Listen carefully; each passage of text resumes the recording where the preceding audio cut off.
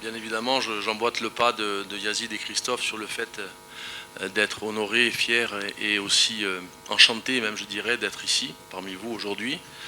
Alors moi, c'est assez particulier parce que j'ai entraîné pendant plusieurs années au niveau professionnel, notamment en Belgique. J'ai aussi dirigé 2 centres de formation.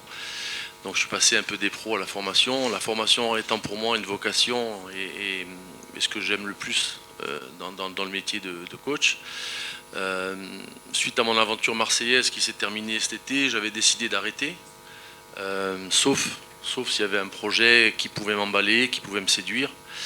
Et lorsque j'ai eu M. Riyad Benour au téléphone, dès les premiers mots, j'ai su que j'étais attiré par ce club, par ma venue ici à Tunis et en Tunisie, parce que le challenge, le projet à mettre en place était palpitant, très riche, très aussi intéressant à plus d'un titre. Donc je savais aussi que Christophe était là, donc du coup on s'est retrouvés tous les deux ici. Ensuite Yazid nous a rejoints, ce qui fait qu'on forme un trio où l'entente est cordiale, où il y a beaucoup d'estime entre nous. On a des expériences variées et diverses les uns les autres, et puis on va tout mettre au service du club pour que justement on puisse tirer la quintessence de tous ces talents qu'il y a ici, de toute l'infrastructure existante mais qu'il faudra améliorer aussi, d'un projet assez complet, assez vaste, dont on ne peut pas prendre encore la mesure, mais en tous les cas on peut déjà voir les prémices, en sachant qu'on est toujours dans une phase de diagnostic, dans une phase d'observation qui est assez longue. Ça va nous permettre d'avoir une idée assez précise de ce qui se faisait, de ce qu'on peut faire. Il n'est pas question pour nous d'arriver en pays conquis. On arrive aussi avec beaucoup d'humilité, en sachant qu'on doit s'adapter aussi, on doit amener nos compétences, notre expertise, mais également faire preuve d'humilité et travailler de concert avec les gens qui sont ici depuis certaines années. Et on doit ce respect-là, et en même temps, notre expertise, notre savoir-faire et notre savoir-être sera au service de l'espérance, avec bien évidemment tous les gens qui sont déjà au club. Et on a des idées, on a beaucoup d'idées, mais pour le moment, encore une fois, on est dans une phase d'attente. Ma deuxième mission, au-delà d'épauler Christophe, c'est aussi d'être le coach des seniors B. Donc c'est aussi pour ça que j'ai accepté, parce que je suis avant tout un homme de terrain. Et c'est une aventure aussi parallèle qui est assez intéressante. Je découvre le niveau, je découvre le championnat, je découvre les joueurs depuis 2 mois maintenant, et les choses se mettent en place petit à petit. Il y a beaucoup de choses intéressantes, mais il y a aussi beaucoup de travail à effectuer. Donc on a besoin de temps. On a besoin de temps.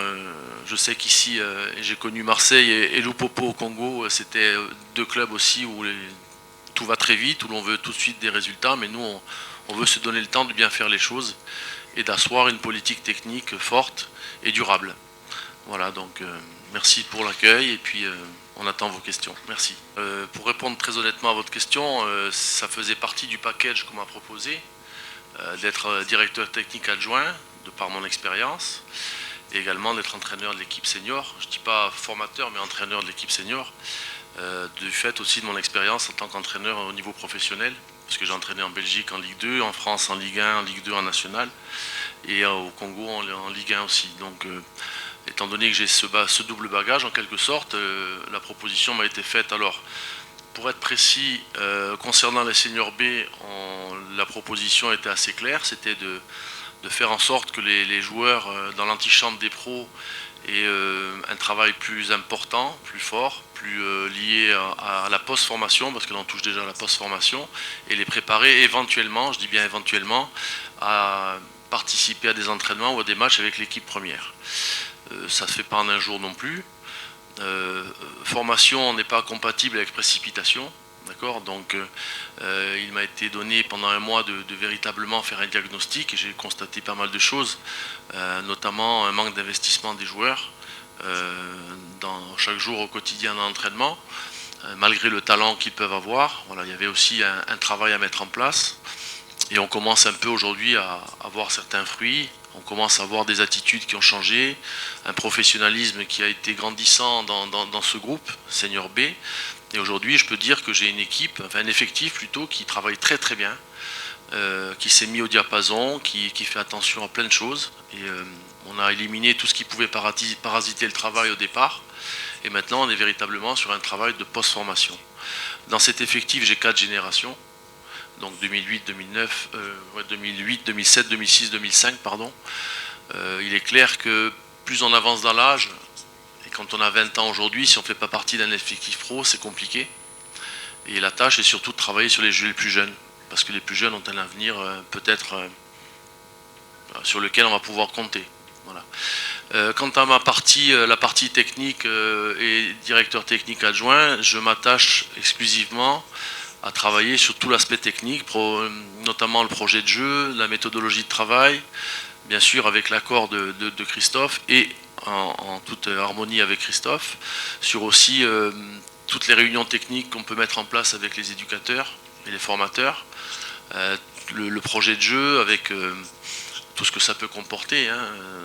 On sait que l'Espérance Tunis c'est un gros club, on sait qu'on veut mettre un jeu en place propre à toutes les catégories, en étant dominant, en étant possesseur du ballon. Donc c'est un long travail également, parce qu'il faut aussi amener les coachs à comprendre ce qu'on demande.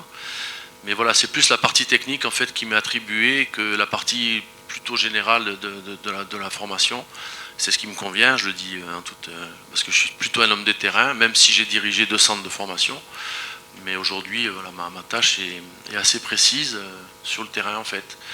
Donc on a là aussi pas mal d'idées à mettre en place, à rajouter le nombre d'entraînements. Mais pour le moment, ce qui est important, c'est de mettre la méthodologie en place, que tout le monde soit au diapason, que tous les coachs fonctionnent en osmose les uns les autres et avec nous, pour qu'on parle d'une seule et même voix et qu'on applique la méthodologie à toutes les catégories.